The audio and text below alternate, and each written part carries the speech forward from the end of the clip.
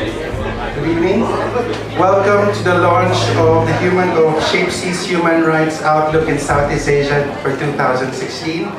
My name is Joel Barredo. I'm the Program Manager for Research of the Strengthening of Human Rights and Peace Research and Education in Southeast Asia and ASEAN, or Fcct. And to start things off, I would like to call on Dr. Suipapa Petmisi, the Program Chair of Fcct, to give introductory remarks. Please give her a round of applause. Thank you, Joel. Joel is one of very few students who could pronounce my name and family name correctly. Excellencies, colleagues and friends, thank you very much for coming to the launch. This is the second series of the South Asian Human Rights Outlook. But the title is actually Human Rights Outlook in South Asia, which has come to the same thing, which is about assessing human rights situation in the countries in the region.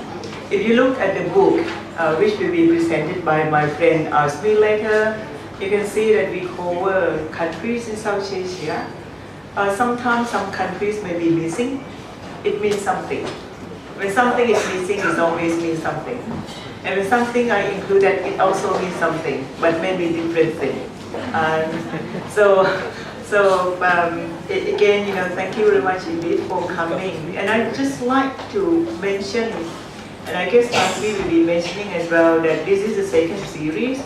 And you might know that this is for 2016. We were supposed to launch in 2017. Usually the assessment is done on yearly basis. The first outlook that we produced was launched last year in March as well. It was early March. But it took us almost 2 years to produce the first human rights assessment done by academics working in academic institutions in South Asia. So I guess this makes this outlook different, because usually you have the human rights assessment mainly prepared by our friends from NGOs. So we think that we should produce this kind of outlook. I'm not claiming that this outlook is the only one evidence-based, but it's based on some research done by my colleagues. So this is the second series.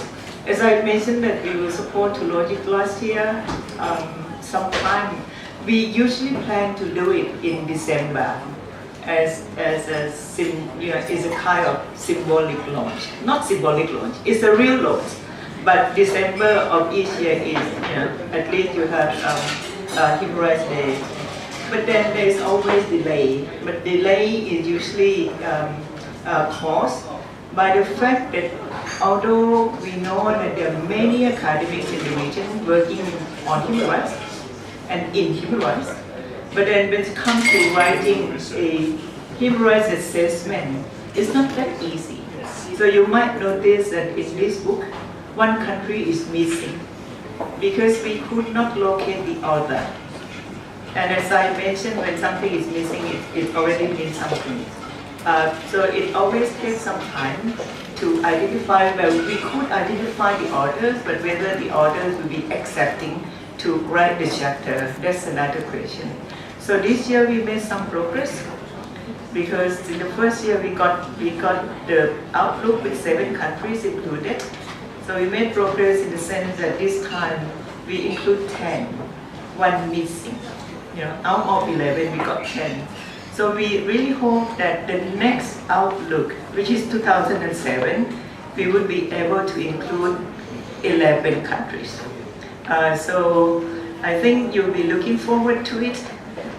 For now, so I just want to make that remarks, because more will be presented by my friend Asmi Sharon.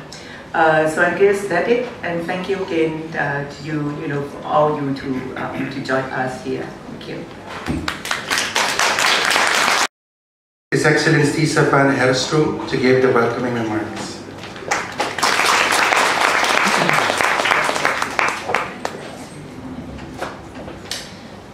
Thank you very much.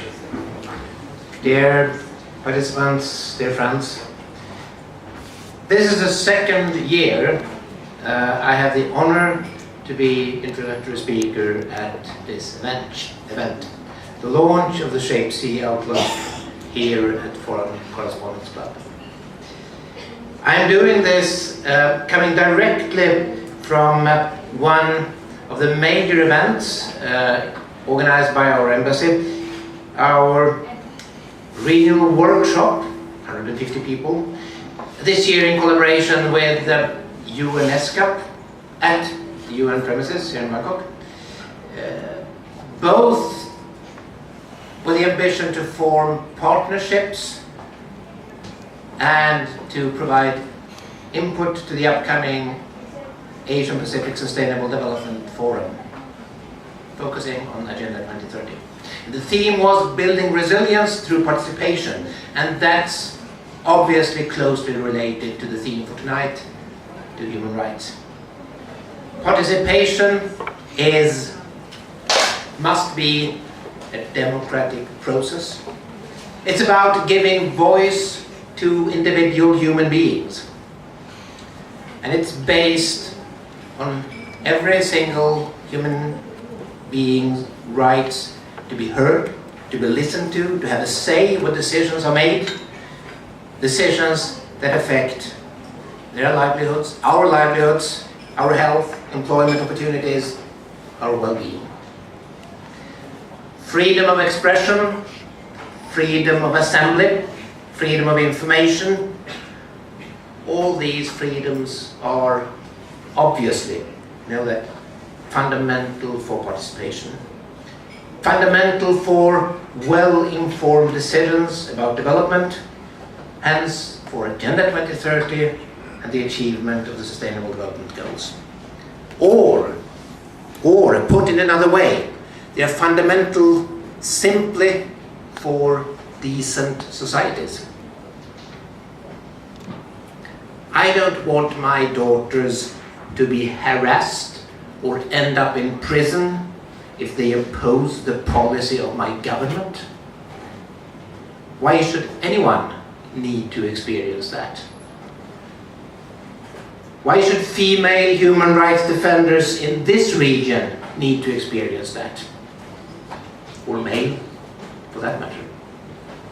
I don't want brave journalists, I've been a journalist myself, I don't want brave journalists exposing corruption or mismanagement or waste with taxpayers' money in Sweden risk ending up in jail or become the victims of enforced disappearances.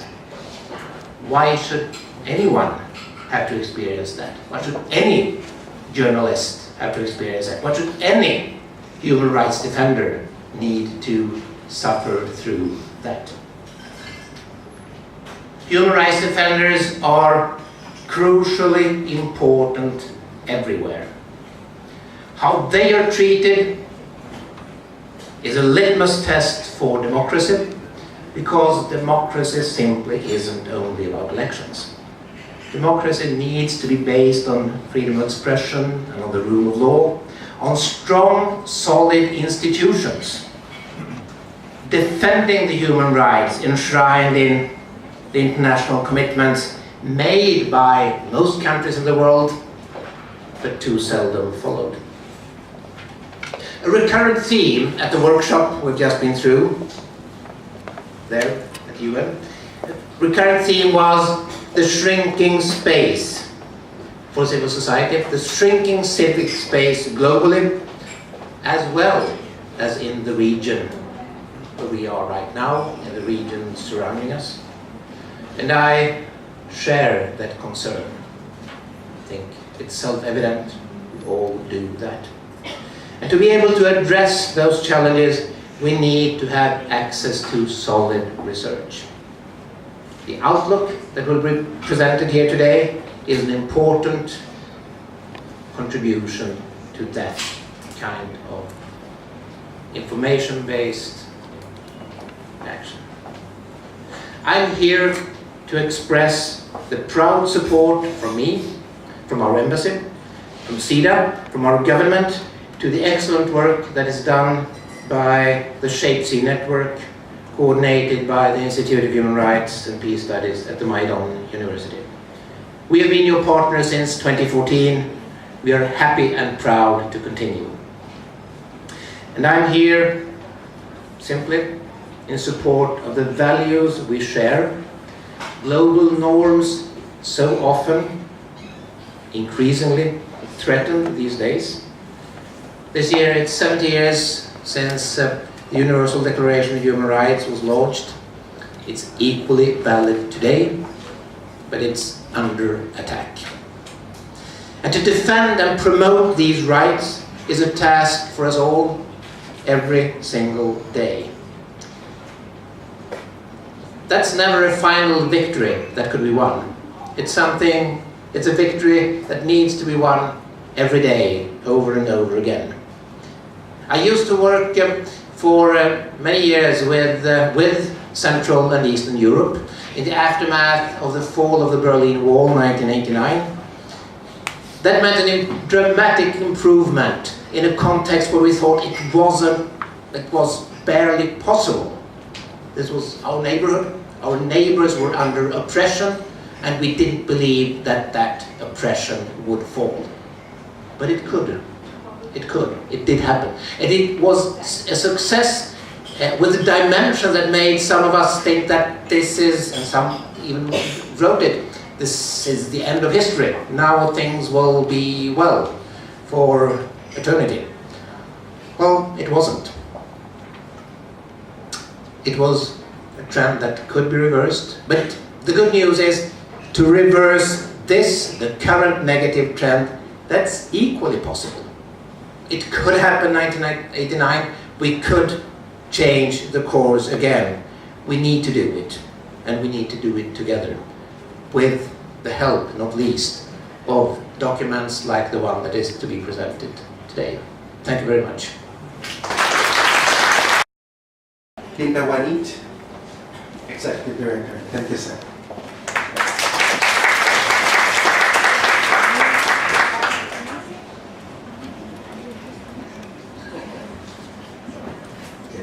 Can we pronounce my name correctly?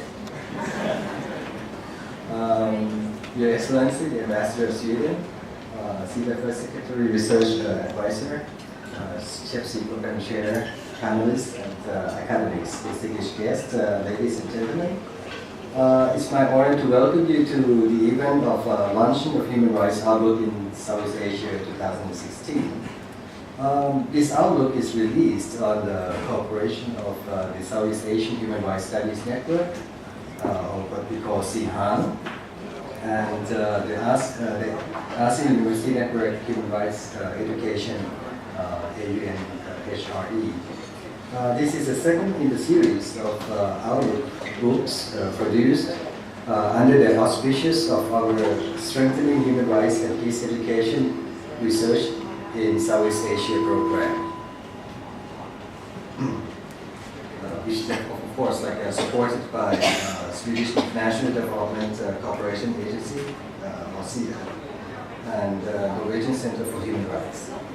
The series of Outlook will provide an insight of human rights situations in several Southeast Asian countries. As I mentioned earlier, that the Outlook aims on gather the insight of human rights situations in Southeast Asia.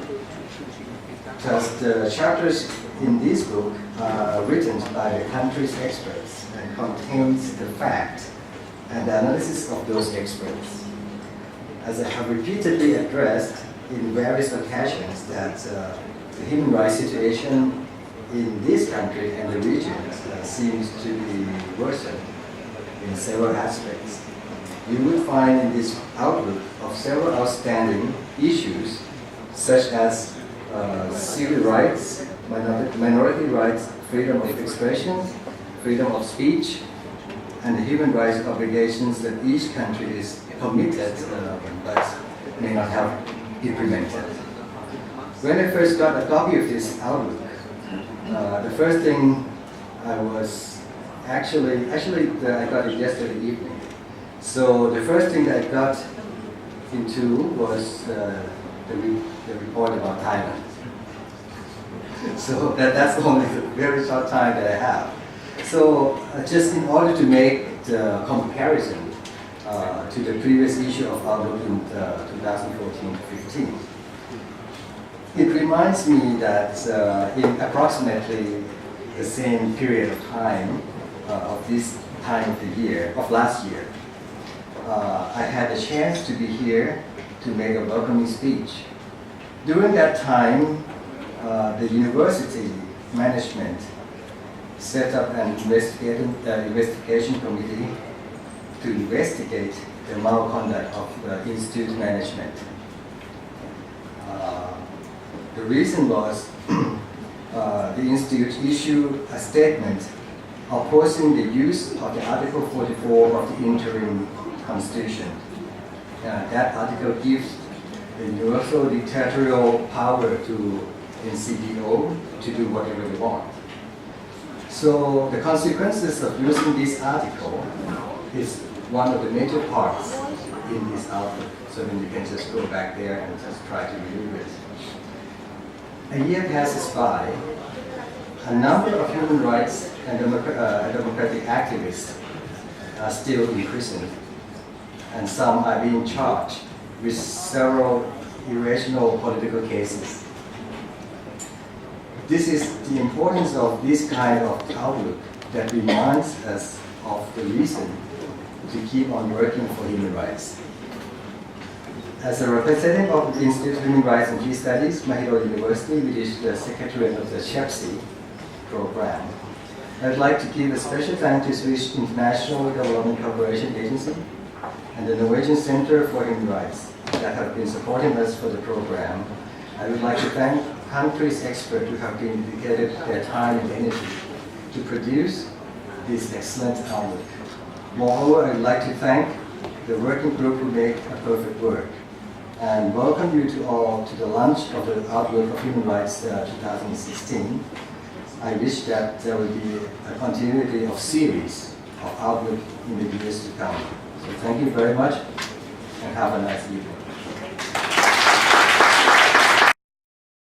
Emily, Dr. Sari, and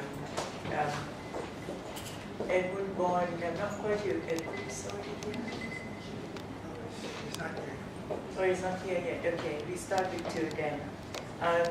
I just realized listening to Joel and Dr. Ekapan that I forgot to thank SIDA and Swedish Embassy for having been supporting us. And I didn't even, introduce Chepsi. So I'm very thankful that Dr. Ekapan has done everything already. That is very good. And I think one of the reasons why I completely forgot, because since yesterday I have been moderating at least 5 sessions since yesterday, and I got confused at some point, I guess. If you have time to scan through the outlook, through the book, then you will see that there are some things which are going right in this region, but there are many other things which are going wrong. And that's the origin of the title of today's panel, which is about human rights and peace in South Asia, righting the wrongs. So the question here is how to righting the wrongs, and who has duty to righting the wrong, and how we could, as academics and members of civil society, how we could contribute to righting the wrongs here. So I think it's really important, for us to look at it. As I mentioned, in the introduction of the book itself, there are many paragraphs, but only the last paragraph which talk about progress made in this region, and I guess that shows something already. I really hope that Edmund, the Malaysian representative to Aisha, will be coming, maybe together with us, who is still flying somewhere, but definitely he will be coming. So I will start with Emily. We have 3 speakers. Emily is the founder and director of the Manusia Foundation. and Emily will be followed by Dr. Seri Nuntasud, who is the representative of Thailand to the ASEAN Intergovernmental Commission of Human Rights, while waiting for Edmund Won, who is, as I mentioned, the representative of Malaysia to Aisha. Emily, you got somewhere like 10 to 15 minutes to say whatever you want to say. But making sure that we are talking about the topic that we said for. So thank you very much for the invitation, Dr. Sipapa, for this very important launch and also being part of this panel discussion.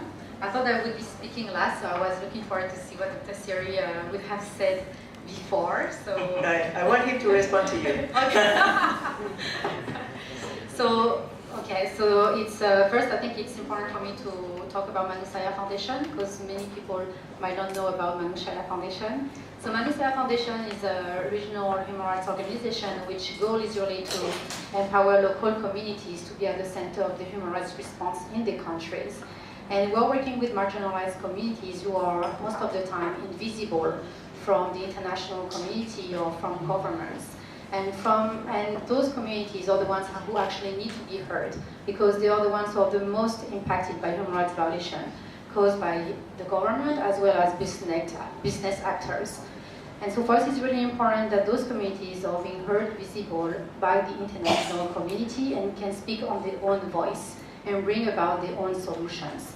And in order to do that, we are using international human rights mechanism for communities to be able to hold governments accountable on the international human rights obligations.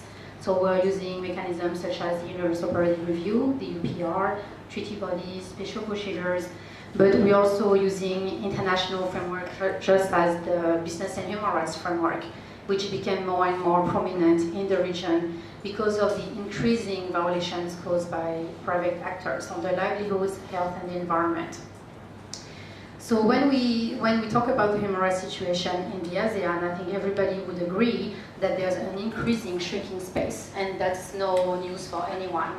There's a shrinking space that is touching human rights defenders, and in particular, the ones that we're working with, who are mainly environmental human rights defenders, as well as touching political activists and the media. We can see throughout the region increasing slap cases. We can see judicial harassment against human rights defenders, against journalists, against the media. And online freedom became, there's no more online freedom, and it became more and more difficult for any individual, any human rights defenders to pick up the mind online on social media. We can see cases of political activists in jail in Thailand for voicing their mind. We can see cases of young people being charged, or any human rights defenders being charged by private actors for voicing the concern caused by private actors on the environment and on their livelihood. So the internet is no longer a safe space when it comes to human rights defenders, and even journalists are being jailed and are being prosecuted because of practicing, basically, because of doing the job and because of telling the truth. So how do we right the wrongs? How do we overcome the shrinking of civic space? And that's a real challenge when we work with local communities. Not only they are invisible, but they are the first at risk of human rights violation. So how do we create space for them? And it really resonated with what the ambassador from Sweden was saying earlier. I was also at the workshop that was organized by, that is being organized by SIDA over the past 2 days. And the theme is how can we be resilient together? How can we be resilient and create space through meaningful participation, including all stakeholders, but really at the local level? How do we make sure that the most marginalized and the most in need are included in the decision-making process when they are already the poorest and the first at risk of human rights violation? So what we try to do in our work is to create that space and to resist. And it's not easy. It's not easy because sometimes we are being asked to adapt. And sometimes adaptation equals resilience, but sometimes adaptation does not equal resilience for all civil society. And we don't have all same approaches. Some civil society groups will continue the naming and shaming, and some civil society will try to resist, build solidarities, through coalition building, bringing people together, try to find space using UN mechanism. That's what we did with the UPR process. So we started building capacity of local communities for them to be able to engage with the Thai government, trying to create space using a mechanism that the government has committed to at the UN level, and bring it back to the local communities for them to own it as a local process. And so we have been engaging with migrant workers, women living with HIV, indigenous women, indigenous communities, refugees, trade unions, labor workers, people living with HIV, all the spectrum of society. And I think it's important to name them out. It's because when we talk about human rights in the region, we tend to look at civil and political rights only. And we need to remember that the first risk of human rights violation are people nowadays in the ASEAN, and increasingly in the ASEAN, in Thailand, in the Philippines, in Cambodia, in Vietnam, are those who are trying to protect their livelihood and their land.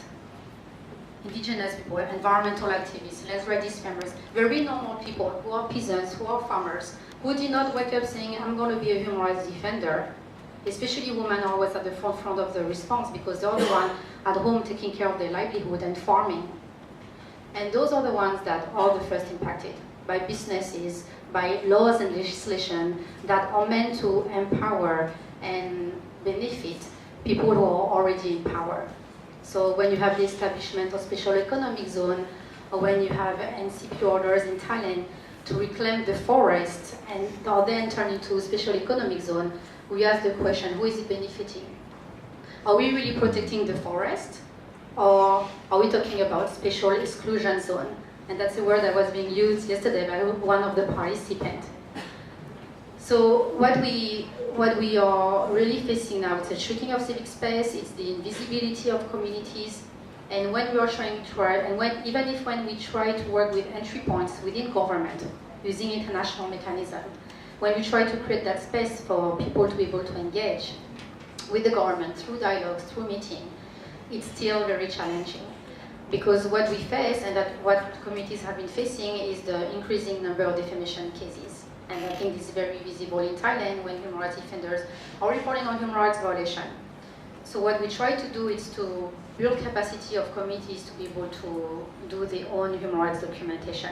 And this is where the work of academics is really important. When we are working with communities, they might not have the methodology and the knowledge on how to properly build credible evidence. And why credible evidence is so important for them nowadays when they can face defamation charges. So this is where the work of academics becomes increasingly important, is to help local communities build credible evidence. So how can academics actually work together with local communities, go on the ground? And our dream would be to see this type of human rights report reflecting voices and data collection done together with local communities. And what you said is very important, is that one country is missing and the law author is anonymous. It tells a lot. It tells that people are not safe. But we should try a way of working together, bringing academics and local communities together, trying to find mechanisms that create a space for people to speak when government has committed to those mechanisms, such as the UN Guiding Principles on Business and Human Rights. And that's also something that Dr. Siri is working on at the ASEAN level. I would like to end by saying that even if we are trying to create space, even if we are able to create space and have dialogues with government, there's still a challenge, because even if we find entry points in the government, they're also limited in their own position. Because the ultimate power stays with prime ministers. The ultimate power stays with people in power who do not want to promote and protect human rights in their country. But when they talk about human rights, they talk more about human duties and how people in their country have to respect their own law, which is not in line with international standard. So I just have one last point to Dr. Siri, since he's a ICHA representative. There has been an increasing number of civil society that are becoming more and more frustrated at the ASEAN level, because there's a lack of protection mechanism. When we reach a point of when we are able to reach a point of participation, we stand at the participation level, at the consultation level, but we need to move forward. We need to make it real. We need to be able to walk the talk. And I think when we are in an ASEAN where there's an increasing shrinking space, the only really mechanism that we all hope one day is to have a protection mechanism within the ASEAN. It is really what is really missing. And when we have Southeast Asian countries that do not want to listen to the UN, when you have head of state saying that the UN is not my father, then what do we have left? And I think this is where we turn to Archer, and we turn to really it's time to have a protection mechanism within the ASEAN, because the time is now, and the human rights situation is getting worse. So, Thank you, Amy. The organizers for inviting me here. This is the second year that I've participated in this event, and thank you the Swedish Embassy as well for supporting this project. I'm speaking on my own behalf, of course. I'm not representing the collective body of AICHA. Just by way of introducing two minor points to be emphasized. Number one, the title of this discussion seems to suggest that there are many wrongs to be righted, and of course there are. Number two, the title indicates the geographical area of Southeast Asia, which extends beyond the area of the 10 member states of ASEAN. Of course, I raise this because it's a matter of importance to us, who is to be included and who is to be excluded. The other day, Australia expressed its interest to join ASEAN. A few years ago, Mongolia and Turkey also expressed interest to join ASEAN. Of course, Article 6 of ASEAN precludes their opportunity to join, because we only limit admission of new member states to those in the geographical area of Southeast Asia. For the benefit of clarity, I just want to limit what's the scope of my discussion here to ASEAN and its 10 member states. And of course, I think that's also a matter of discussion that you can conduct further about the clarity too, because Dr. Srivapar interchangeably used Southeast Asia and ASEAN in her of course, slash ASEAN, but it's not the same thing. When we talk about Southeast Asia, to me, also in the equation, we should include Timor-Leste, we should include Bangladesh, and human rights situations in this area extends far beyond ASEAN. I'd like to discuss next the benchmark to assess the wrong and to establish the right. What do we use as the measuring tape, if you will, or the ruler? I like to use the holy triplet of democracy, rule of law, and human rights as espoused in the ASEAN Charter. And of course, the other side of the coin is the limitation and derogation of that principles that ASEAN also adheres to. The general observation on that point is that those in power invariably cite the lack of standardized scope and forms of these principles. There is no one-size-fits-all democracy. So there can be Thai version, there can be Indonesian version, Malaysian version, and whatnot. However, at the same time, they also claim that what they are pursuing is in the interest of and furtherance of these foundational principles. On democracy, and by democracy we are talking about institution and talking about meaningful participation. To me, there are only a handful of countries that are structurally democratic. These structurally democratic. These include Indonesia, the Philippines, Malaysia, and Myanmar. While Thailand adheres to democratic structure, our exigency temporarily excludes us from the club. On the rule of law, we talked about process and capacity, and that gives rise to a matter of grave concern. In ASEAN, we say that we love SDGs. Often, invariably, we neglect to look at the details of the SDG. Particularly, one of my favorites is the SDG 16, access to justice. We all say that, yes, we are performing well, but look at the grading of, or the benchmarking of all ASEAN member states. The highest that we achieved out of 157 countries is number 55, and that's Malaysia. So there is a gap on rule of law and on human rights in general. But on human rights, what we mean by human rights, we talk about establishment and implementation of standards, and also the real enjoyment of those entitlements, those human dignities. So it's not just about standards per se, but also the concrete enjoyment, and the latter one is very problematic. What I like to say, to add to Emily's point, is that how can we right the wrongs? A suggestion to the researchers. I understand that you have set up your structure to say that you only analyze the situation on the country basis, but there are situations or problems that stem from the regional efforts, and they must be addressed by the region as well. And there are regional situations of grave concern. Of course, many of these issues, for example, children on the move, trafficking in persons, environmental degradation and its consequences, business and human rights, particularly the impact of cross-border investment and trade liberalization, not to mention the ongoing attempt to implement RCEP, protection of LGBTI and human rights defenders. These issues are partly the liability and responsibility of the region, of the ASEAN community. So one way out is to enhance, to call to accountability the ASEAN players, not least the AICHA.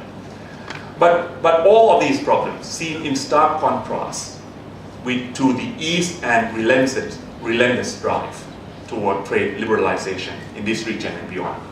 To create the world's largest trading bloc nicknamed RCEP, is ASEAN paying greater attention toward future economic benefits and ignoring or sidelining the predicament of a whole segment of its population who are suffering from gross violation of human rights?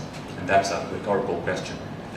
While that is ongoing, the obvious dichotomy of, on the one hand, regional issues and the lack of regional capacity to handle these issues, and on the other hand, the emphasis on economic advancement.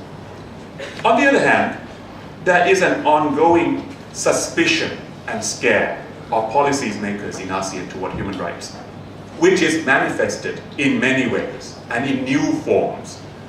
There is, most recently, an attempt to undermine the already questionable effectiveness of the ASEAN human rights mechanisms.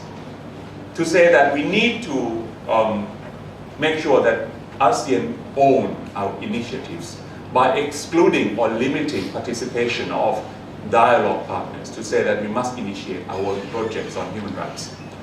I say this with great alarm because next year Thailand is to chair ASEAN. I won't be there because this is the end of my term. I will pass the baton to the next chair of AICHA and ASEAN. But it is a matter of great concern because whatever the AMN is agreeing upon will create a lasting negative legacy to ASEAN and AICHA in particular. While we discuss about the protection mandate, the discussion has been ongoing for 9 years. Now, there is this alarming move to say that, oh, we don't need anyone else to say what we need to do. We can move our own agenda with limiting the help of others. I'd like just to perhaps pass on to my dear friend Edmund to elaborate on, but just to say on the national fronts, and how can we, because states are primary duty bearers. I advocate the fact that ASEAN must be considered a duty bearer as well. Whatever we do at the regional level has impact at the national level and vice versa. So we need to call in equal measure and importance these two duty bearers, the states and the regional setting as well. But on the national front, I have some suggestions just to cement and emphasize the points already raised by Emily. Of course, to create and enhance the space for CSO is one way out. We need also to identify the positive influencer of the government. Thai government, and as we speak, the UN Working Group on Business and Human Rights is visiting Thailand, the second country in Asia Pacific after Korea. And Thailand is proud to say that, okay, we welcome the visit by the working group. At the same time, we tend to be open about business and human rights. I just want to put a caveat here that all human rights are interconnected. And every is so right when we say that the emphasis is either on economic right or civil and political right. While we move on the agenda of business and human rights, we must not neglect the fact that business and human rights of the three pillars, it doesn't exclusively focus on economic rights. It focuses on, as well on the political rights of human rights defenders. So Thai government must also take heed of the interconnectedness nature of these human rights. Last thing, legislative reform must be undertaken. I want to focus on just one thing because I have looked with personal alarm of these defamation cases going on here in Thailand and in many other places in Southeast Asia. The attempt to use defamation criminal cases to slap, to preclude participation of human rights defenders and human rights activists. We need to consider decriminalization of defamation because it gives rise to a number of ills and wrongs that we can't sufficiently tackle later on. People can choose where they file the complaints to the detriment of the alleged wrongdoer, in most cases, human rights defenders.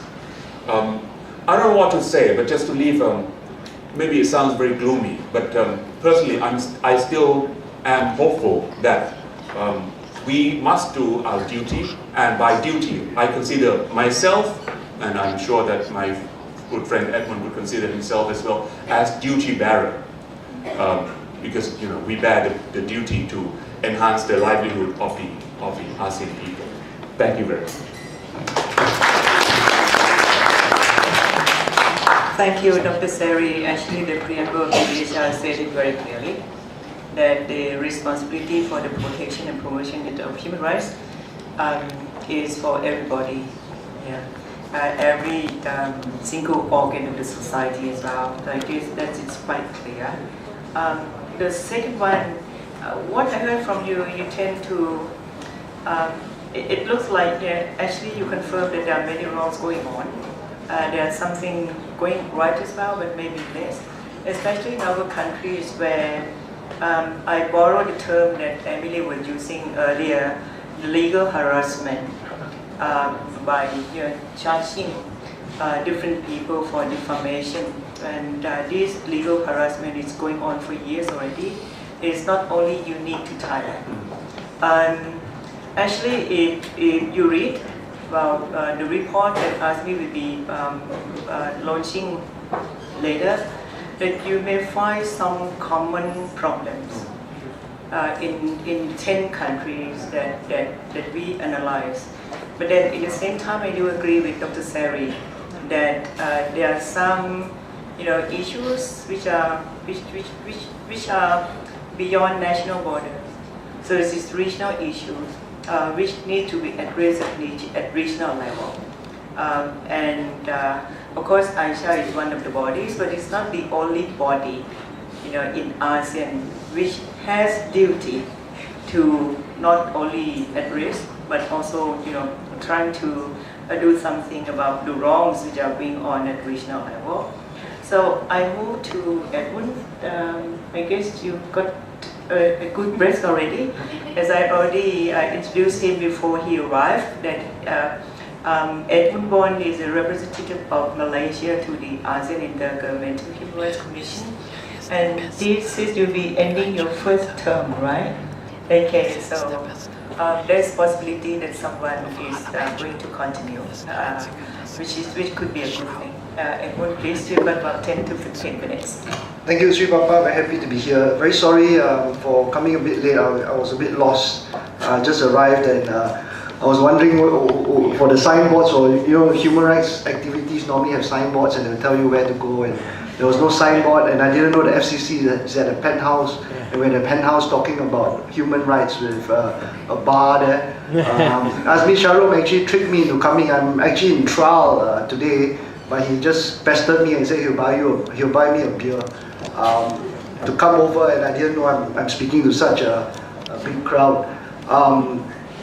I want to congratulate Shapesy again for the book, the second report. I guess this is the Human Rights Review sort of report for Southeast Asia that you have been speaking about, Dr. Srivappa. I think, except for Cambodia, I think there's a lot of reflection as to the human rights issues and concerns with the different countries that have come up, and I think that's quite useful. I just want to make 3 very quick points. Dr. Sri, who is spent so much time fighting with so many different other representatives in the past, being very progressive in the field, has put it very diplomatically. I can't put it any better. I normally am not so diplomatic. Really, number one, credibility is a huge issue for our human rights mechanisms. I'm also quite alarmed to hear about the recent suggestion by one country that there should be a cap as to external funding, which is about 49%, which means we can't really do our activities because you're asking countries like Cambodia, even my own country, Laos, to fork out 51% of a budget, and one event costs probably about 100,000 USD. You're asking them to fork out 51,000 USD just to do a human rights promotion program. That is one. The second one really is some suggestions about capping our activities, our number of activities, capping the number of meetings that we have, which is something that we have not agreed to. There's also some suggestion about certain activities not falling within the mandate of AICHA. So the AICHA has a promotion and protection mandate. I suggested that we should do an interpretation workshop, a baseline workshop as to what the 10 countries understand from, for example, the right to food, 28A, 35, development. But some countries say, oh, implementation, interpretation is for state countries, member states, so it's protection mandate. How do you interpret Article 28A and consider that as a protection mandate? Really just beggars beyond belief. So there are some of these issues. The second issue I think that Dr. Sri has spoken about is the protection mandate. So it appears that there is no protection mandate, although it's stated on paper. We have not even ventured to talk about protection in the way that human rights organizations normally speak about. We only look at the complaints that have been received, but even then it's not tabled formally. So the issue of us spending our time, a lot of time doing activities, going for meetings, spending money, whether really it's all that worth it, because here I can be accountable to groups of people and I'll speak freely because I represent Malaysia. I don't represent the government. The government appoints me, but I don't represent the government, and the terms of reference allow me to be independent. And Dr. Sri as well knows, that independence is extremely important for people who, like us, are on the panel, probably because we are some sort of an expert on human rights or have done some activism on human rights, as opposed to other members on the commission who are basically political technocrats or autocrats who may not be exactly that keyed on to human rights. But that gives a good mix to the commission, the AICHA, because it allows both sort of a balance. But of course, everything is done by consensus. So if you want to be progressive, you have to find different ways of being progressive while trying to ensure that it does not fry your diplomatic ties with each other. So you're supposed to smile and supposed to get things approved, and saying things a bit nicely. So those are basically some of the experiences that I've had. It's really fast, the 3 years that I've spent, and I think Dr. Sri as well knows that he's seen it all in almost 6 years. Looking forward, I think a report like this, a human rights review report like this, is extremely important. I wouldn't say that this is something which AICHA would consider as very welcoming, but it's something that ShapeC, I think, I would be very glad to talk about this in my own country and to accept this in the Commission. I don't know whether you want to send it off to the Commission, but Cambodia's report is not there. So the simple answer in procedure-wise is that you don't have 10 countries, so AICHA cannot formally discuss a report that doesn't have 10 countries, or something to that effect. But it's very important to document and review a lot of the human rights violations and concerns that I think have come about. The big issue, of course, is the Rohingyas in Rakhine State. I think that has been discussed a few times at AICHA before our time and even this time on the sidelines. And the AICHA representative, the Myanmar AICHA representative, is actually on the new committee as well. Ambassador Lamin, he's actually also on the new committee that Aung San Suu Kyi has just set up. So hopefully there's more engagement and more connection with the AICHA. We also, I think, have the AHA Center that has been delivering humanitarian aid on the ground. And I think there's some discussions as to repatriation, but I don't think that's going to happen very soon because logically, I don't think people who have left the country and don't have ID will come back for verification in the current state of affairs in Myanmar. So I'm open to questions. Basically to answer the question so that I can get paid for my per diem and my travel. There's too many wrongs, I think, in ASEAN in that sense. So if you look at it optimistically, if you look at it as a human rights activist from the human rights angle, there are different ways, I think, within the ASEAN community, within the region, to try and get a bit more understanding among government officials through the mechanisms like ACWC and AICHA. A lot of it is promotion work, but I've always emphasized that the key support, the primary support, must always be given to local CSOs and local NGOs. So a human rights mechanism at the regional level is good, it sounds good, it looks good, it's sort of a safety net before even the UN.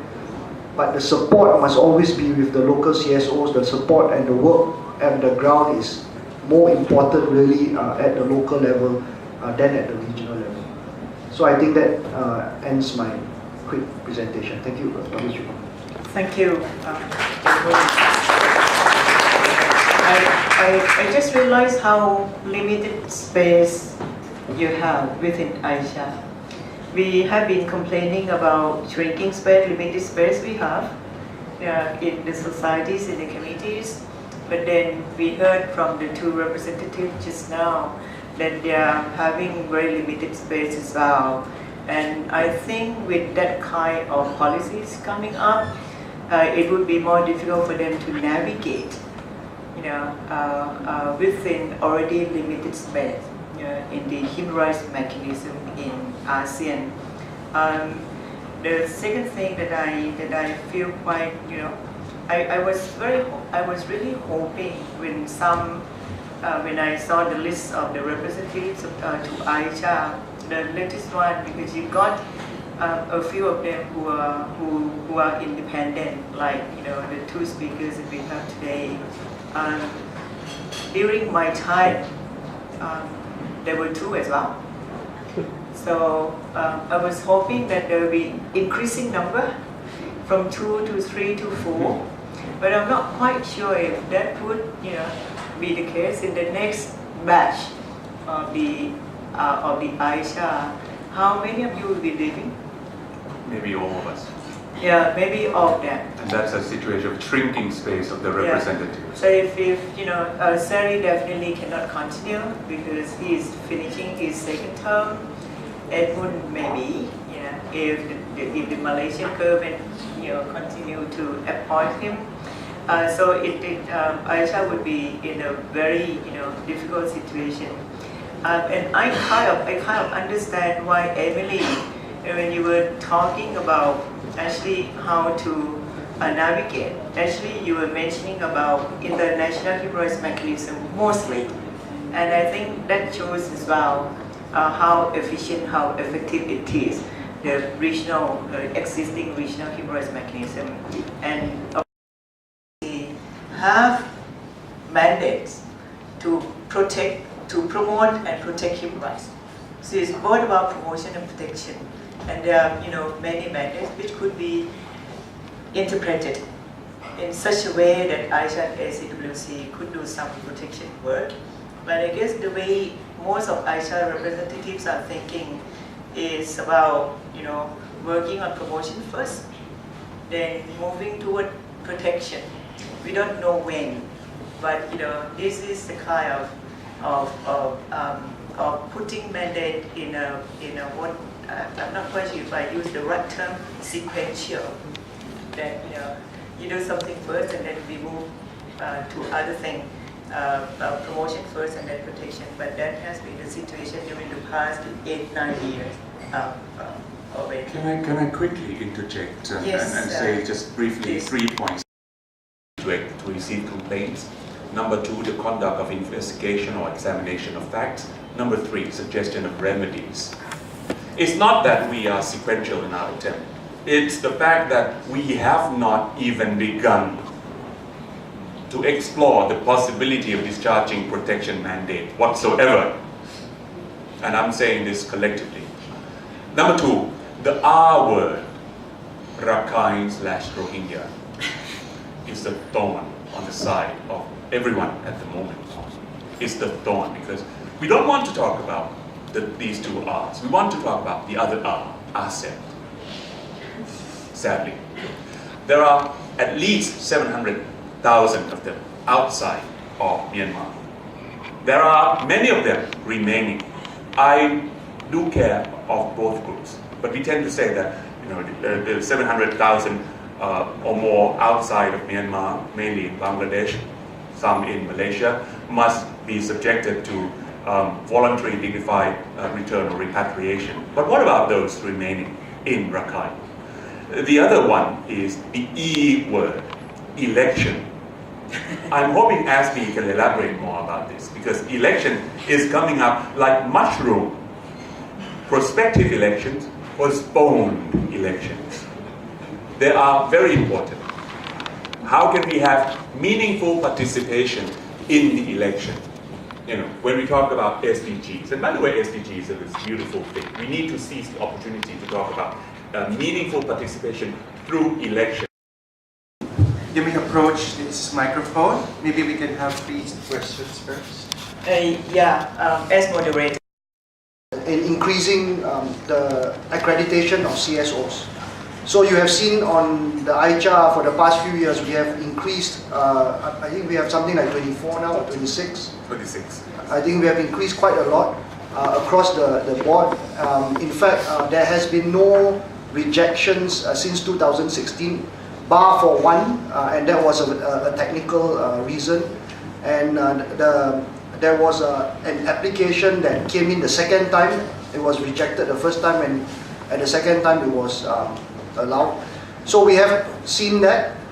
In Bohol, we have, for the first time or the second time, I think, had a round table with all the, first time, with all the accredited CSOs last year.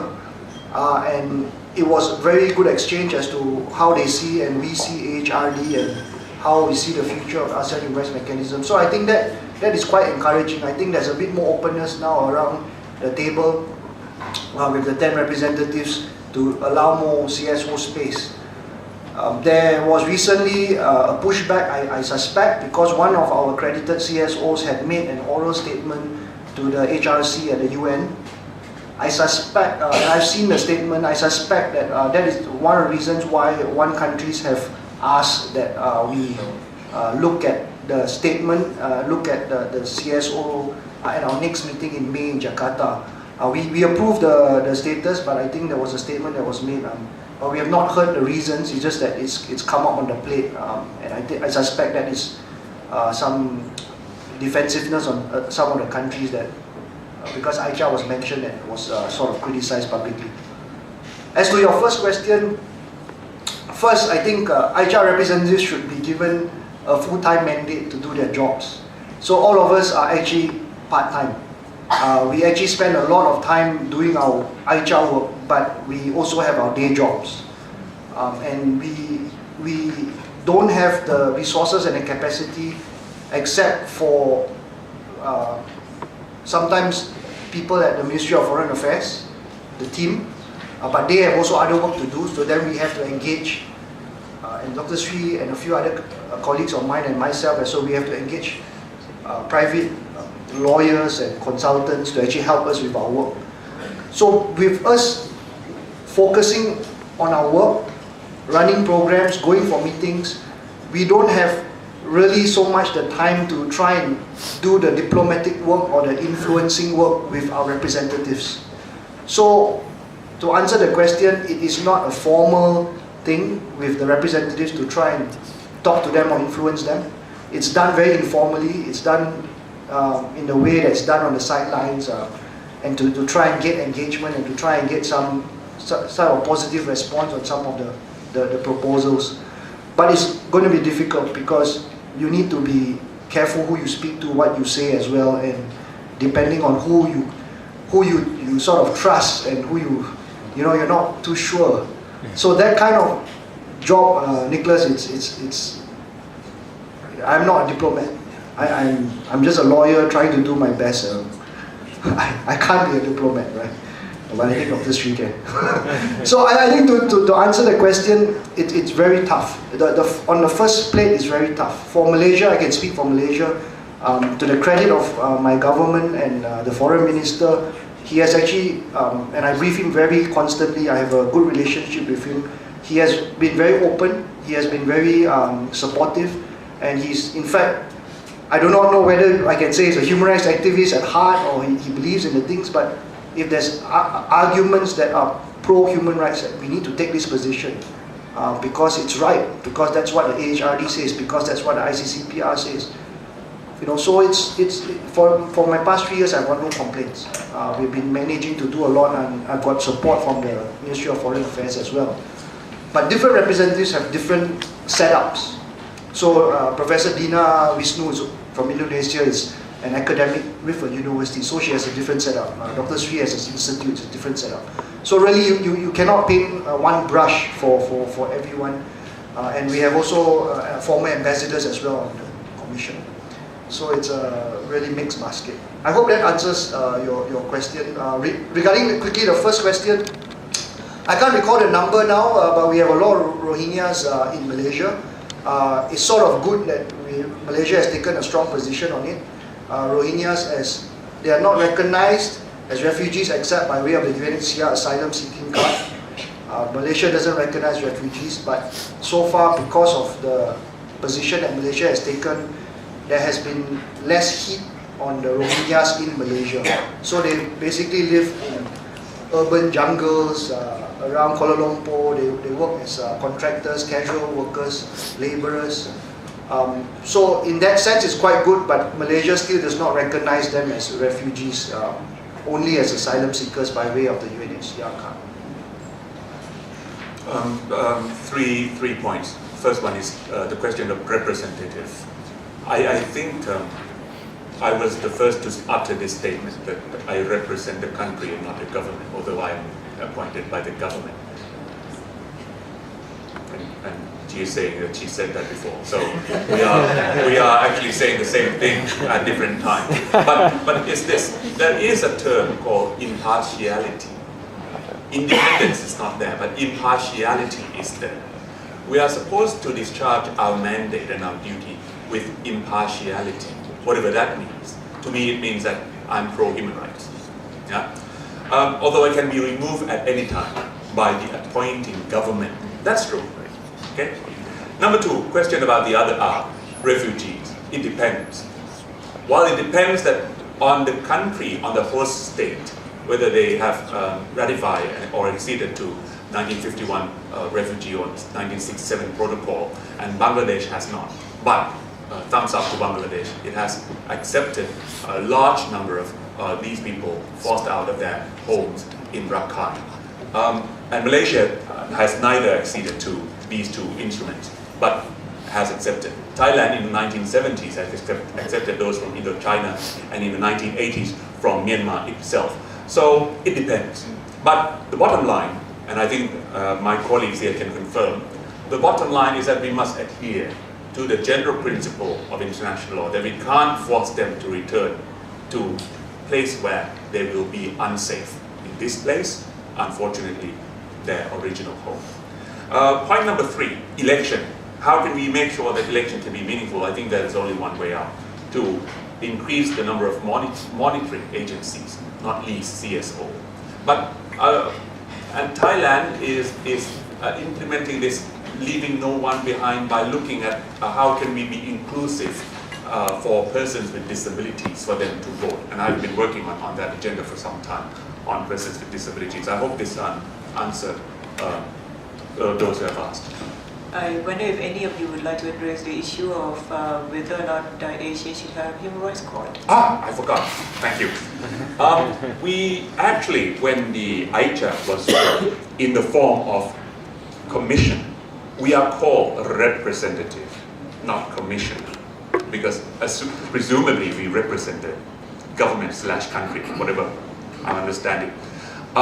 It was understood that we are the precursor of any form of standard setting, adjudicating body, whatever that will be called. Yeah? So that the understanding is there. From that point to that silver lining, how long it will take, I'm rather gloomy on that prospect, sorry to say.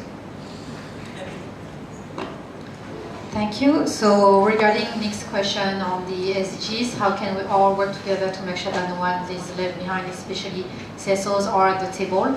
I think there's already a regional mechanism going on at the regional level at UNSCAP to include civil society. And I think from civil society perspective is how can we make sure that the UN is actually reaching out to those who need to be included and not left behind. And so I would say that's a struggle that, because my background is also at UNTP before, the struggle that sometimes people may face at the UN is how can we make sure that we can reach out to the most in needs and the ones that need to be at the table. And at the same time, when we work with local communities, the UN is too far away from them. So how can we create that incentive for them to engage in the SDGs? For them, it's just another framework that countries are using to advance the development agenda. And when you work with the local communities who are facing human rights violations caused by private actors and businesses, and they know that businesses only want to use the SDGs word or safeguards words, but they want to use the word human rights. So for me, the question that I ask different stakeholders and the UN and governments is, when everybody is embracing the SDGs, because that's the easy framework where we can get everybody on board, companies, civil society, governments, how can we make sure that the SDGs, especially SDG 16, can actually tackle the most challenging human rights issues when it comes to the protection of human rights defenders? We have to be very creative, and I think this is an issue that we don't talk about when we go to all these SDGs forums. How can we make sure that if we use the SDG 16 and the bringing peace to a country, rule of law, democratic societies, and inclusive societies, how can we make sure that it does tackle the need to have a definition of human rights defenders in ASEAN countries, the need to have the protection of human rights defenders in ASEAN legislation countries? It does not exist right now, especially in Thailand. Even if the government is saying that they will include human rights defenders in the 4th National Human Rights Action Plan, what does it really mean? It's just a population included in the National Human Rights Action Plan. How are they being actually protected? So I think the real challenge of the SDGs is, yes, it's bringing people together, but how can we use the SDGs to actually tackle the most challenging human rights issues that people don't want to talk about? When I would like to answer the question related to the elections, I think it's really challenging, especially in Thailand, because the military government has been meeting with diplomats in closed doors, has been promising heads of state visiting Thailand that the elections will take place in November 2018, and then after the visit is being postponed to February 2019, and maybe will be postponed again. So while government are trying to look good by saying they will have elections, it's at the same time we still have NCPO, others that forbid people to gather for more than 5 people gathering.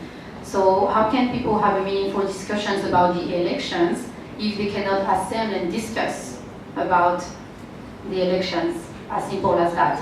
So it's a real challenge, and yes, even if we bring more and more experts to monitor the elections, we need a space before available for people to be able to decide who they're going to vote for. And this space is not available because the NCPO can use NCP orders against them. And regarding the court at the ASEAN level, I think there's a real need. I think the two actual representatives really share with us the limitation, and I think the limitation is real. And only a court, actually with judges who would be able to judge and trial and have sentence and have, it's time to have a jurisprudence at the ASEAN level that national court will be able to use and follow.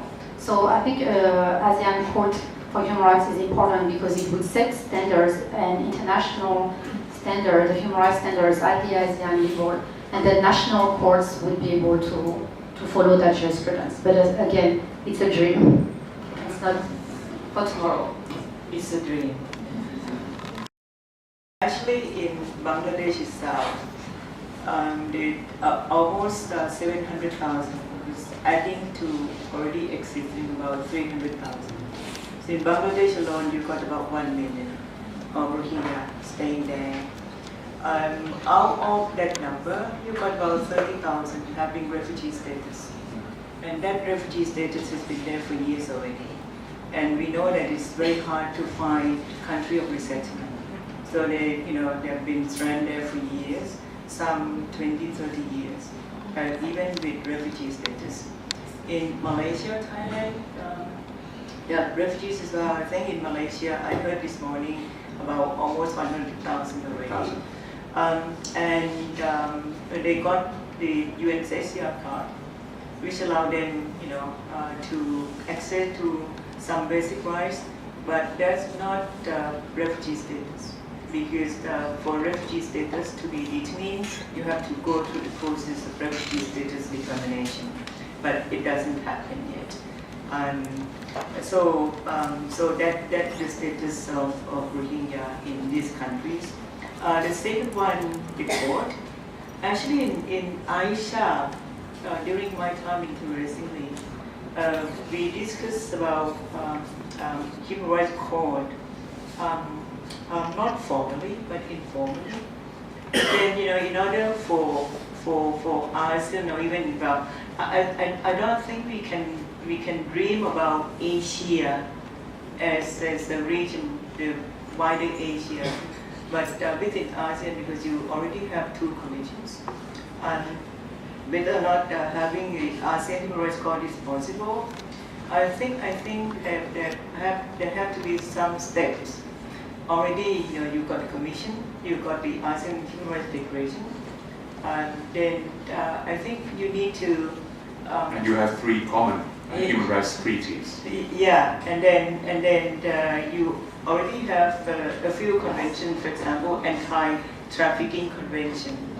And so for ASEAN to really think about the court, then you have to move from declaration to convention to legally binding document.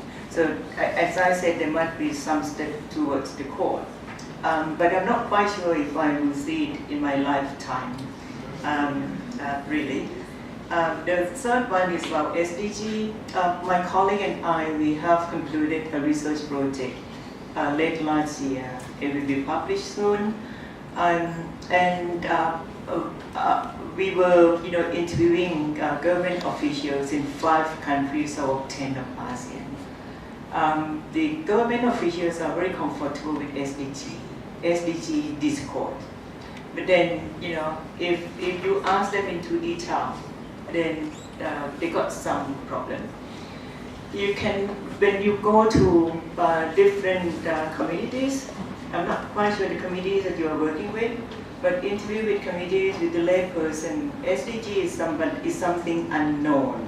I think UNDP and UN agencies and all of us have a lot to do on really socializing SDG in our countries in order to ensure that we are talking about a society with resilience and meaningful participation. So I just want to share something which is based on my perspective. We are now 7, and I think we still have about 15 minutes for another round of questions and comments. Yes, Marlin.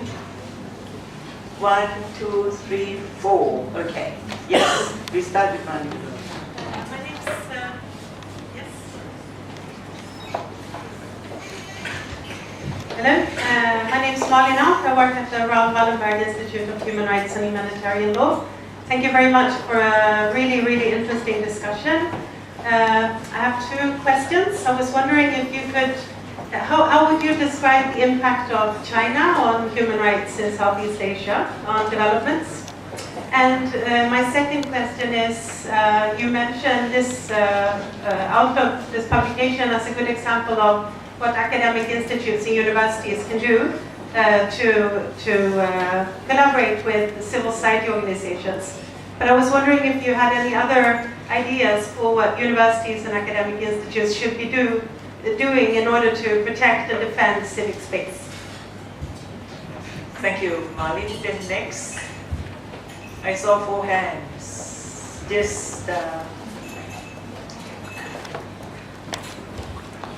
Good evening, everyone here. My name is Sayla. I'm working for the Raoul Wallenberg Institute. I'm also one of the alumni of Mahidol University on the master program of human rights and organization.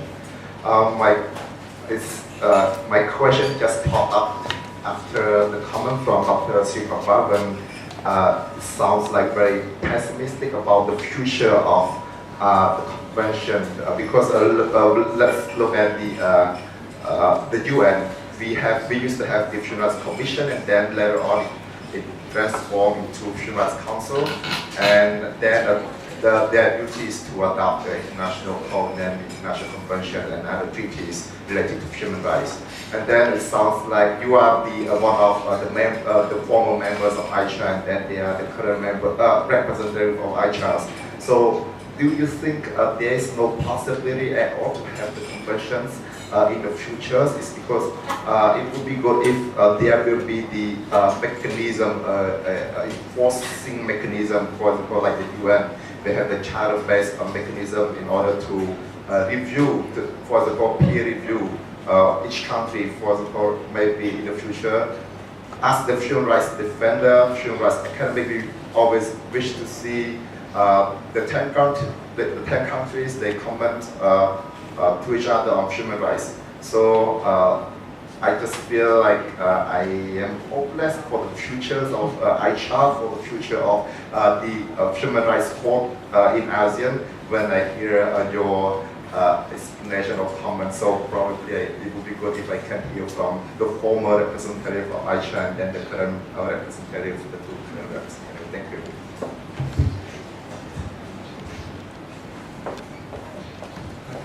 Thank you for the presentations. My name is Virovit.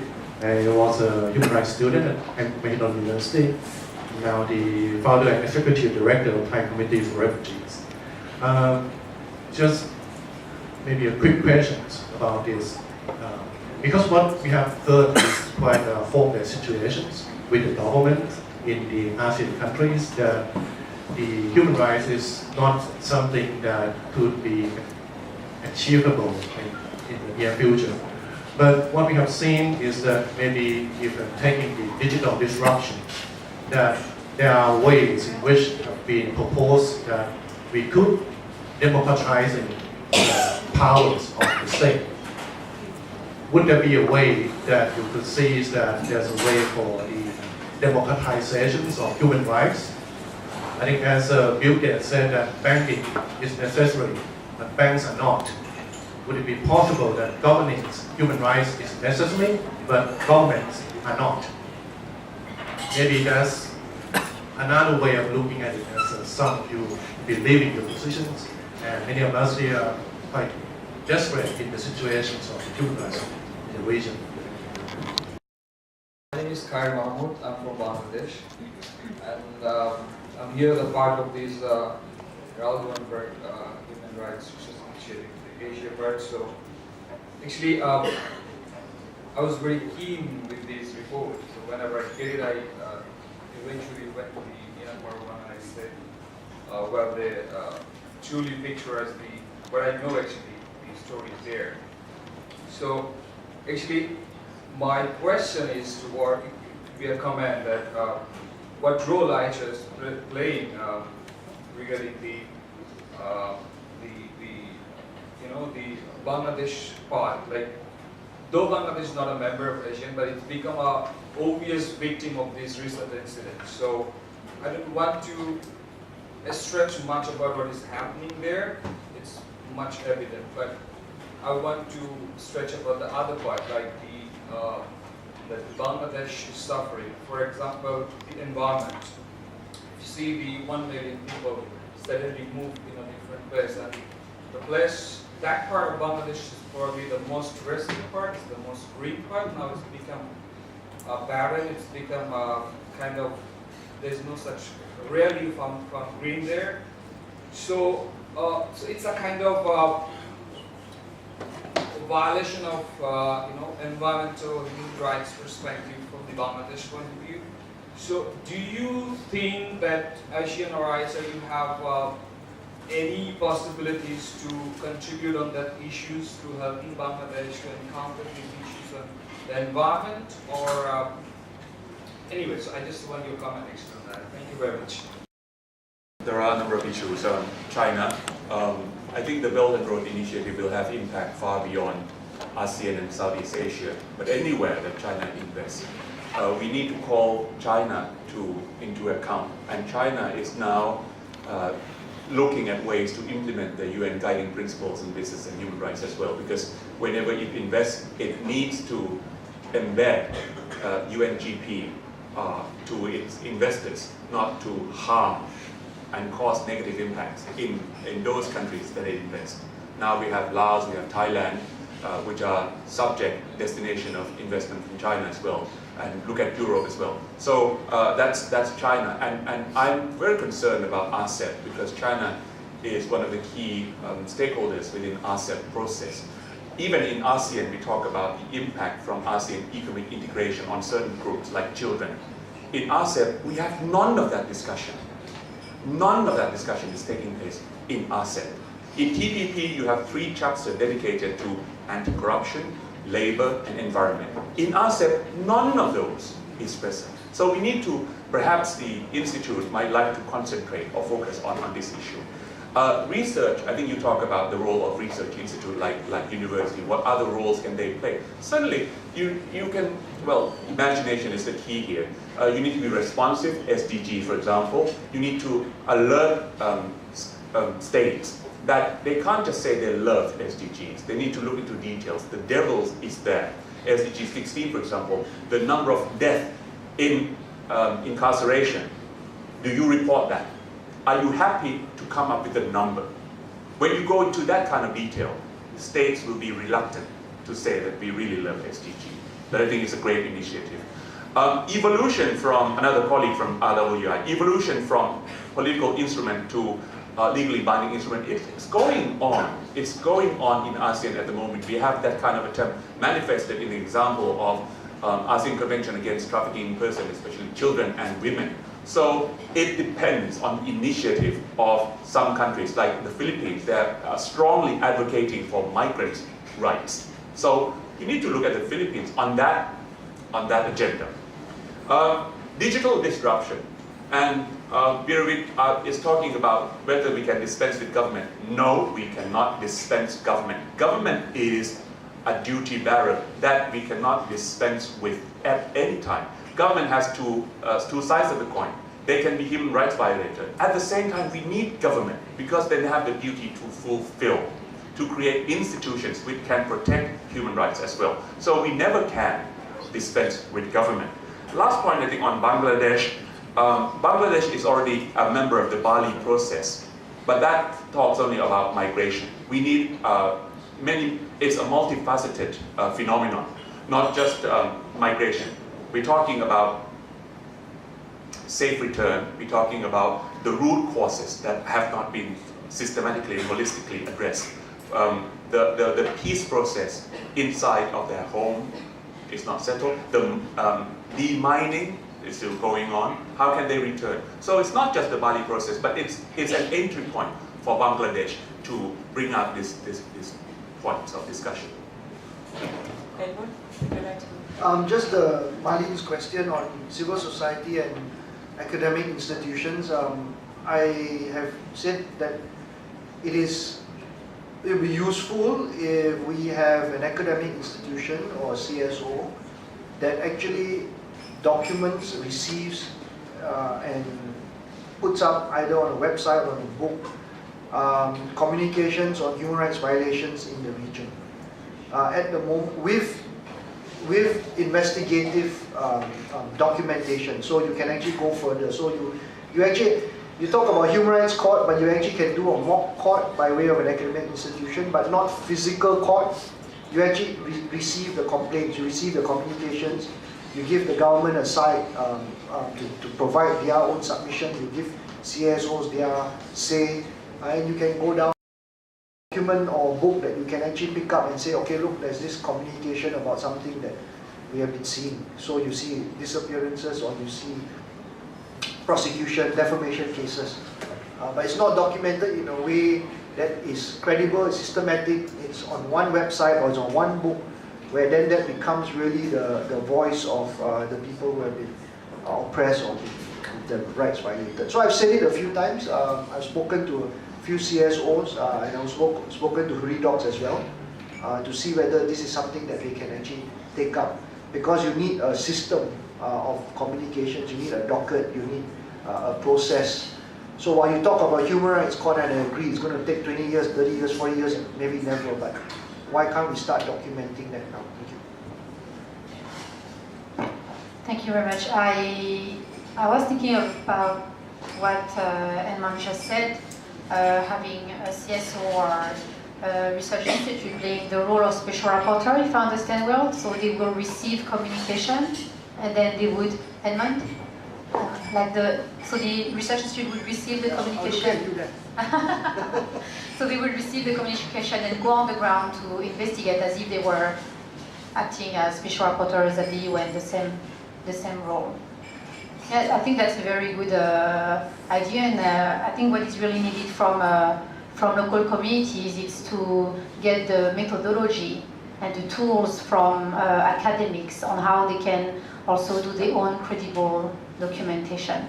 So what we try to do is to support local communities doing their own, building their own credible evidence to be able to do evidence-based advocacy. But we're also working with academics in other regions of Thailand in order to do that. It takes time. It takes time because it takes time when to systematize the methodology and to analyze the data.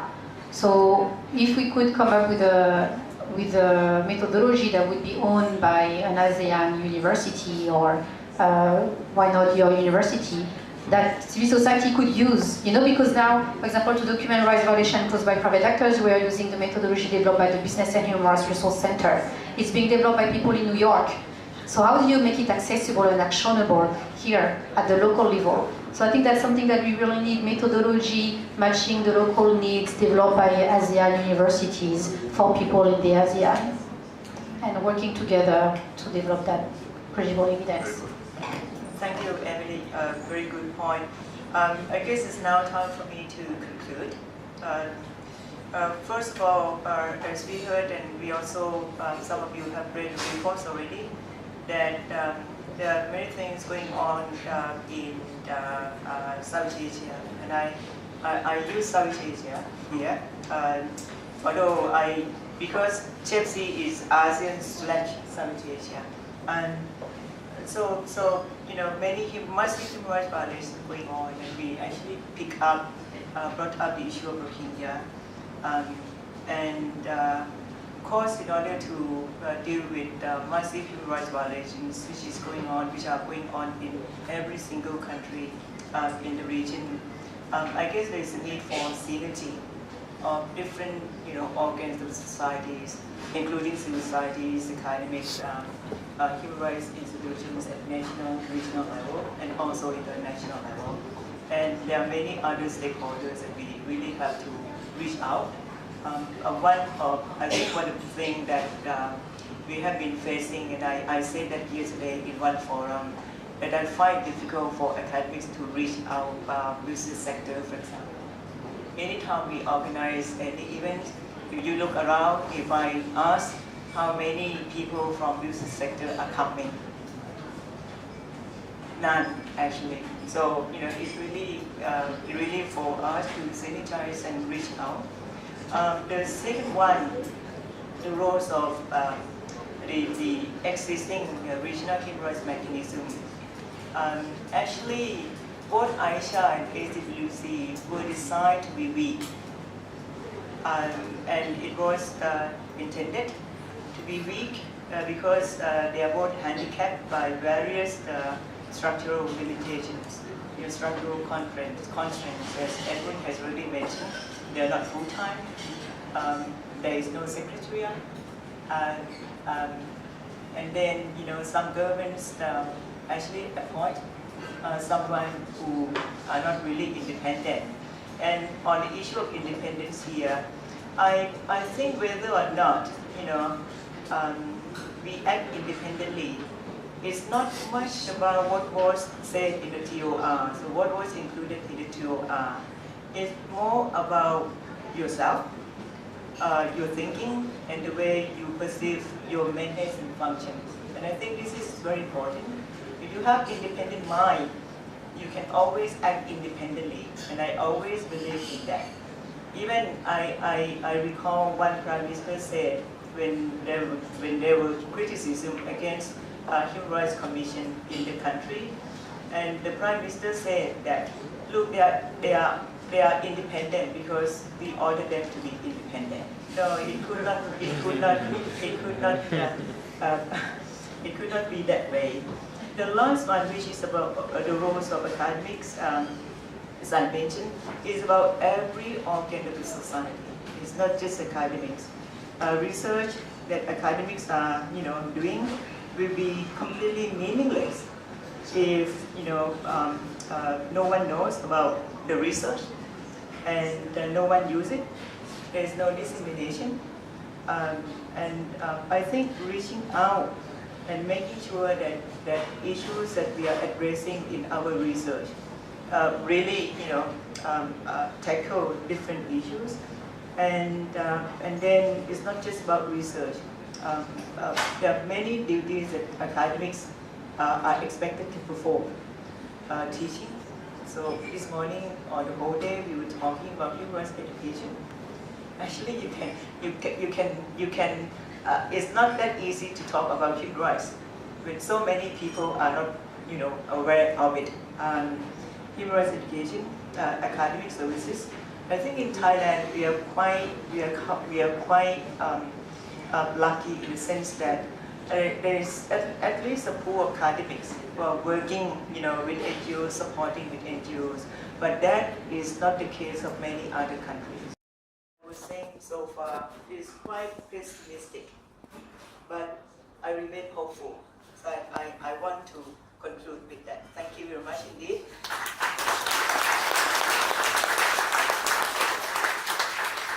Thanks to all speakers. Yeah.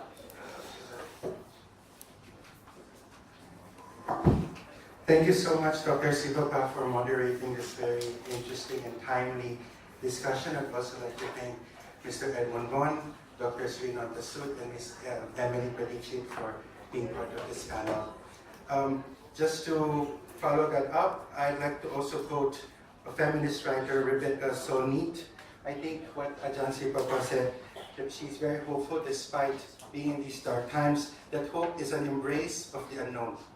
And we are all doing that at the moment.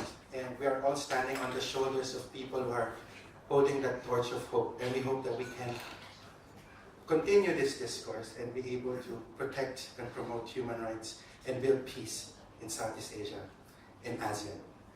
With that, thank you so much for being with us.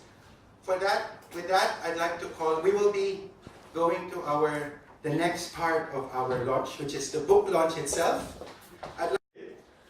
Partly because, despite the fact that my flight was horribly delayed, I managed to get here before the event ended, so this is a relief.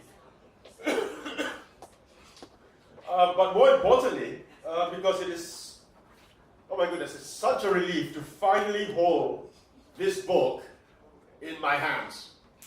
The Human Rights Outlook 2015. These projects always look so simple on paper. Oh, let's gather a bunch of experts. Let's each of them write a chapter.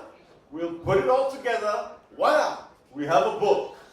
But of course, it's never like that. You know, as they say, the best laid plans of mice and men.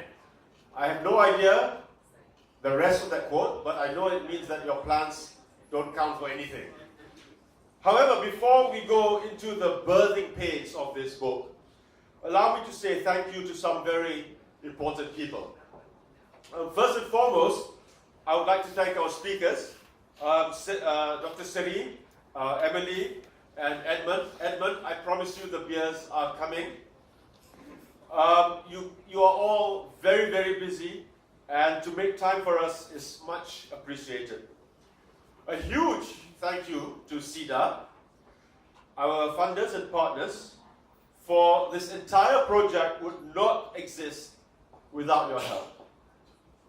Kap kun kap to Ajahn Sri Papa, who, like a human rights deity, she floats over this project, bringing support and inspiration as ever.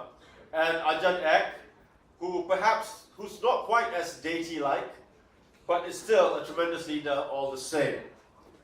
My project manager, Diana Hussain, without whom I would be totally lost.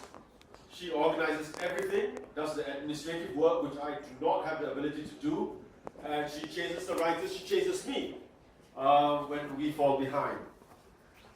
Thank you very much to our copy editor, Magdalene Spooner, who's become a sort of adopted Shape C member. To wrestle with writers from Southeast Asia, each of us with our own version of English, is quite an epic task. So thank you very much for that. Kap kun kap to our Thai team, Anne, Joel, and Kiang. Much appreciation and love for all your hard work.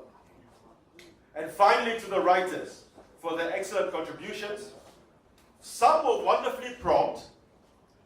Others needed a bit of prompting. สบายดีบรรดาท่านพ่อแม่พี่น้องเราทุกท่านอยู่ทางในและนอกประเทศที่เคารพและนับถือมื้อนี้พวกข้าพเจ้าทีมงานโครงการพันธมิตรเพื่อประชาธิปไตยในดาวพวกเขาได้เดินทางมาร่วมกองประชุมนักข่าวกองประชุมCarnival Press Conference กองประชุมข่าวของบรรดาการจัดตั้งที่เคลื่อนไหวเพื่อสิทธิมนุษย์ในของเขตอาซีอาคเนย์ในกองประชุมนี้มีการออกคำคิดคำเห็นของผู้ตามหน้าการจัดตั้งสำคัญนับทางผู้รับผิดชอบกรรมการสิทธิมนุษย์ประจำสภาของประเทศไทยและก็ของมาเลเซียที่เกี่ยวข้องทางด้านสิทธิมนุษย์ก็ได้มาร่วมการออกคำคิดคำเห็นและมีการสนทนาหลายอย่างเกี่ยวกับปัญหาการละเมิดสิทธิมนุษย์ในประเทศต่างๆในนั้นก็นับอยู่ในลาวเหมือนกันในกองประชุมนี้มีความสำคัญที่สุดเพราะว่ามีผู้เข้ามาร่วมล้วนแล้วแต่เป็นต่างหน้าการจัดตั้งที่เป็น NGO มาร่วมสนทนาซ่องหาวิธีจะเห็นอะไรจะมีการแก้ไขปัญหาละเมิดสิทธิมนุษย์แต่ในแต่ละประเทศในประเทศอาซีอาคเนย์ในการสนทนาสรุปรวมได้ว่าทุกการจัดตั้งที่เคลื่อนไหวเพื่อสิทธิมนุษย์ในบรรดาประเทศต่างๆอยู่ในอาซีอาคเนย์จะต้องมีการประสานงานกันอย่างเอาจริงเอาจังการออกข่าวให้กว้างขวางและในกองประชุมนี้พวกข้าเจ้าก็ได้มีการพิมพ์ปื้มนอกเสือเอิญว่าปื้มบทสรุปเกี่ยวกับปัญหาการละเมิดสิทธิมนุษย์อยู่ในประเทศต่างๆในอาซีอาคเนย์ซึ่งปื้มนี้เอิญว่า Human Rights Outlook into East Asia ปี 2016 ในนั้นก็เป็นมีภาคที่กล่าวถึงปัญหาของเราที่มีหลายด้านที่สำคัญอยู่ในปื้มหัวนี้สรุปรวมแล้วปื้มหัวนี้มีประโยชน์ที่สุดสำหรับบรรดาการจัดตั้งต่างๆที่เคลื่อนไหวเพื่อสิทธิมนุษย์ในประเทศอาเซียนอาคเนย์และก็สำหรับประชาชนลาวผู้ที่เคลื่อนไหวเพื่อสิทธิมนุษย์และการเปลี่ยนแปลงในลาวไปสู่ประชาธิปไตยสบายดีพบกันโอกาสหน้า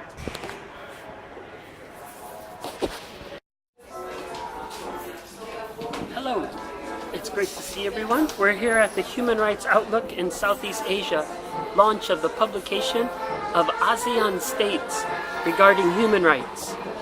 Today, we had 2 commissioners from the ASEAN Intergovernmental Commission on Human Rights share their perspectives on the state of human rights. We also had a former commissioner as well as NGO civil society. The main theme that came out of today's event at the Foreign Correspondence Club in Bangkok was the shrinking space, not only for civil society, but also for impartial, independent commissioners to promote and most importantly protect human rights. The meeting today also focused on the new launch of the publication, focusing on 9 of the 10 countries. One country, unfortunately, Cambodia, was not included, as we see a very dire situation there. Many people say it's the last nail in the coffin. And one report regarding Laos that's anonymous due to the culture of fear that dominates the society. But what's really important here is the role of academia. Academia coming together to provide a methodology to be able to share information with the people. The other aspect that was quite crucial by the civil society representative was noting how we must bring the information to the local communities and make sure that the local communities who are directly impacted themselves are able to have their own voice in this process, that we take the international instruments of the United Nations from that global level down to the ground so that people themselves can make sure that they're heard, and that we take these rights from pieces of paper into changing people's personal lives for a better world. So it was an amazing experience. We met many important colleagues who are engaged in similar campaigns around the world. And more importantly, we also talked about an upcoming conference looking at human rights in ASEAN. We also began to look at the upcoming ASEAN Civil Society Conference and ASEAN People's Forum that will take place in Singapore, and to partner with commissioners to create a creative campaign to protect human rights. One last thing I think that we should raise was the idea of civil society to begin accepting documentation and doing research, as well as playing the role of a UN rapporteur or independent expert to receive information from communities who are having their human rights violated, and also request a response from governments. One of the best things about this event was really the frank exchange and the fondness for fundamental freedoms that we all share as activists, academia, and advocates in ASEAN. Thank you.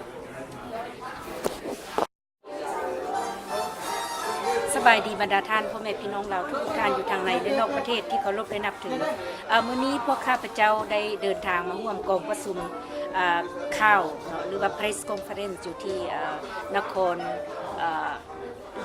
รหลวงบางกอกประเทศไทยมื้อนี้แม่นวันพุธวันที่27 มีนาคม 2018กองประชุมนี้มันจัดขึ้นโดยบรรดาผู้ตั้งหน้าการจัดตั้งสำคัญที่เคลื่อนไหวเพื่อสิทธิมนุษย์จึงว่าพวกเพื่อนได้จัดเป็นกองประชุมนักข่าวในนั้นกับนั้นในกองประชุมนี้ยังมีทูตของประเทศสวีเดนมาร่วมเปิดกองประชุมนักข่าวนี้แล้วก็จากนั้นก็ยังมีกรรมการสิทธิมนุษย์ประจำสภาของบางประเทศอยู่ในกลุ่มอาเซียนเช่นว่าจากประเทศไทยและมาเลเซียก็ได้มาเป็นผู้ออกข่าวในการสัมภาษณ์และในกองประชุมนี้มีการสนทนาปัญหาการละเมิดสิทธิมนุษย์ต่างๆและพร้อมกันนั้นในกองประชุมก็ได้มีการเอาปื้มทางด้านสิทธิมนุษย์ของอาซีได้มาแจ้งข่าวหรือว่ามาแจกจ่ายในกองประชุมให้พวกเราทราบแล้วทุกคนก็ได้นำไปค้นคว้าในข้อมูลต่างๆในนั้นก็แม่นปัญหาการละเมิดสิทธิมนุษย์ในลาวคือปี 2016 ได้เขียนปื้มหัวนี้ออกแล้วก็บรรดาประเทศอื่นๆล้วนแล้วแต่เป็นข้อมูลที่ดีทั้งนั้นสรุปรวมแล้วกองประชุมนักข่าวครั้งนี้มีความสำคัญที่ มีการตกลงกันว่าจะต้องมีการร่วมมือการเฮ็ดเวียกอย่างจริงจังเพื่อแก้ไขปัญหาละเมิดสิทธิมนุษย์ในประเทศกลุ่มอาเซียนนี้พร้อมกันนั้นก็แม่นแผนการที่ว่าการจะเคลื่อนไหวในอนาคตพร้อมกันแบบใดก็เป็นบทสรุปในบทที่น่าสำคัญ